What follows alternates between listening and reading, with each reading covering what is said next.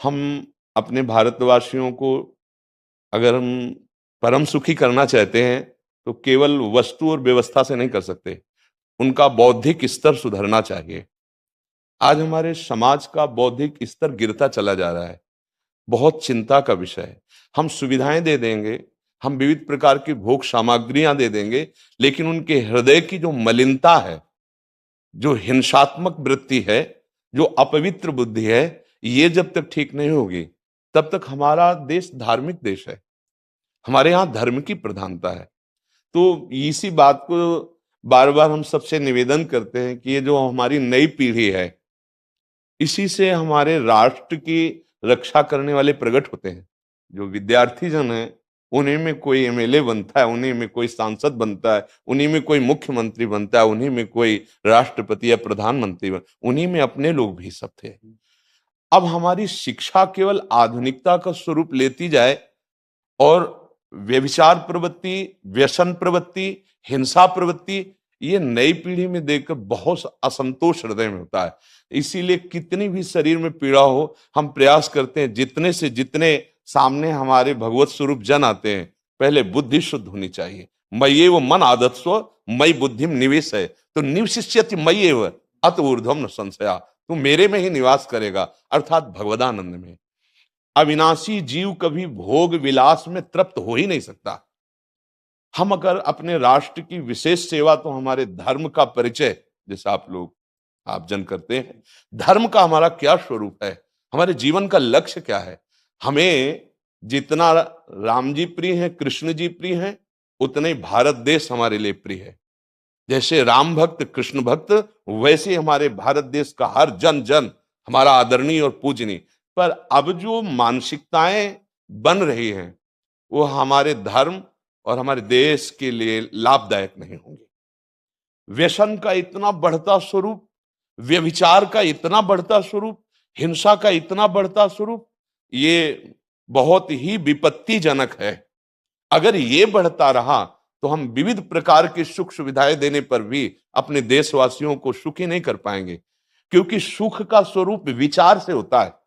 सुख और दुख की स्थिति सत्य नहीं है, आगमा पाइनो अनित्यास, लेकिन हमारा विचार, और विचार हमारा गंदा हो रहा है। बस हमारा उद्देश्य यही है कि हमारे देशवासियों का विचार शुद्ध होना चाहिए। अगर विचार शुद्ध है तो राष्ट्र प्रियता, जन सेवा, समाज सेवा, ये सब स्वाभाविक होने लगेगा। और विचार अशुद्ध है तो सुविधाएं बहुत हैं, उनका दुरुपयोग हो रहा है।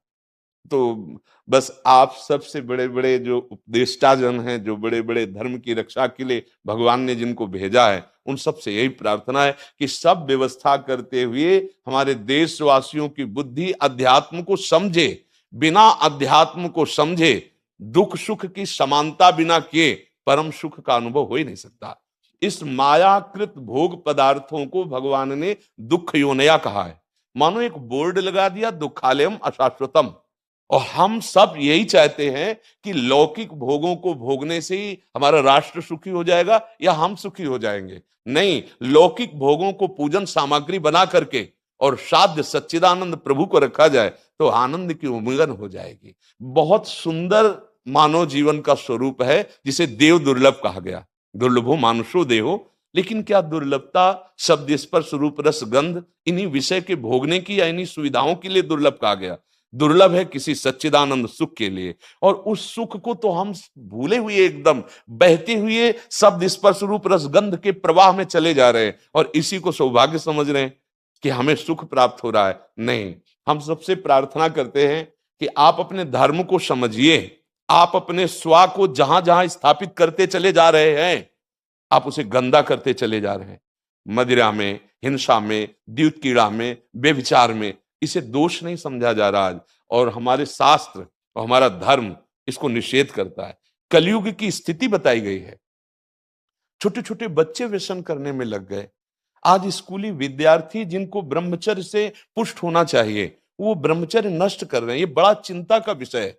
हमारे देश के लिए जो जवान चाहिए, हमारे देश के लिए जो भक्ति चाहिए, उसमें बुद्धि और शरीर बल दोनों होना चाहिए। शरीर बल क्षीण हो रहा है क्योंकि व्यभिचार प्रवृत्ति में बहुत कमजोर अवस्था में, जैसे गेहूं की फसल है और गलेथ में काट ली जाए तो ना दाना मिलेगा ना सही भूस मिलेगा। ऐसे ही 20 वर्ष की अवस्था तक यदि ब्रह्मचर्य नष्ट कर दिया जाए तो वो गृहस्थ के योग्य में नहीं रह सकता। राष्ट्र सेवा की क्या बात है। हमारे राष्ट्र सेवा के लिए बहुत विशाल हृदय की आवश्यकता है। हमारे शरीर को बहुत स्वस्थ रखने की आवश्यकता है, तभी हम समाज सेवा, राष्ट्र सेवा। तो शरीर और बुद्धि दोनों का स्वस्थ होना बहुत आवश्यक है। तो शरीर को तो नष्ट किया जा रहा है विषय भोगों में। लोग समझने लगे हैं कि मांस खाने से हमारा स्वास्थ्य अच्छा रहेगा, हम बलवान बनेंगे। अध्यात्म बल नहीं तो तेरे शरीर की चर्बी बढ़ा ले, लेकिन तू न काम पर विजय प्राप्त कर सकता, न क्रोध पर, न लोभ पर, न मोह पर, न हिंसा पर। फिर क्या जीवन। तो इसीलिए हमारा बार बार हृदय में सबसे प्रार्थना है, जिस संत भगवान भी आते हैं, कि देखो इस समय आवश्यकता विचार शुद्ध करने की है, आहार शुद्ध करने की है, आचरण शुद्ध करने की है। हमारे देश ने चरित्र की पूजा की है। रावण किसी बात में कम नहीं था। आज भी कोई शिव अगर अभिषेक होता है तो तांडव स्तोत्र उसी का गाया जाता है। जटाटवी गलत ज्वल प्रभा पावित स्थले। ऐसा विद्वान और ऐसा बलवान जो 20 बार जैसे झूला आराध्य देव को झुलाया जाए, ऐसे महादेव सहित पार्वती को बाजुओं पे झुलाया, वो महाबली चरित्रहीन हो गया तो अपने देशवासियों ने राक्षस कह दिया उसको। चरित्र, आज हम चरित्र पर ध्यान ही नहीं दे रहे। चरित्र बेचना मतलब कोई समझ में नहीं आ रहा। छोटे छोटे बच्चे चरित्रहीन हो रहे हैं। हमारा राष्ट्र संकट में पड़ जाएगा अगर हमारे बच्चे व्यवस्थित नहीं हुए, उनकी बुद्धि शुद्ध नहीं हुई, उनका स्वास्थ्य ठीक नहीं रहा। कौन आगे चल करके है? यही पीढ़ी तो है ना। इन्हीं में से तो निकलते हैं हमारे राष्ट्र भक्त, भगवत भक्त, देश सेवी। तो सबसे यही प्रार्थना है कि हमारे नई पीढ़ी को सुधारा जाए।